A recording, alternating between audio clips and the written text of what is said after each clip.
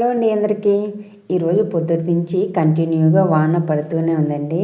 ఈ మధ్యన కూడా వర్షం ఒక 4-5 రోజుల నుంచి పడుతుంది, కానీ ఈ విధంగా అయితే ఎప్పుడూ లేదు. పొద్దుటి నుంచి అస్సలు ఆపకుండా పడుతూనే ఉంది.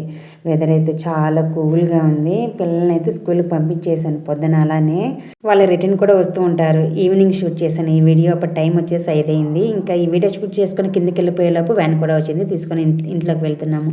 ఒకసారి హాయ్ చెప్పండి అంటే హాయ్ చెప్పారు. ఇంకా పెద్దవాడిని అడుగుతున్నాను, ఏరా 2 days హాలిడేస్ కదా, వీకెండ్ ఇంకేం చేస్తావు రేపంటే ఆడుకుంటానని అబద్ధం చెప్తున్నాడు. కాదు, ఎప్పుడు టీవీ చూస్తూ ఉంటాడు వాడు. ఇంకా మా చిన్నోడు చూడండి స్టార్ట్ చేశాడు. ఇంకా 2 రోజులు బుర్ర పనిచేయదనమాట నాకు.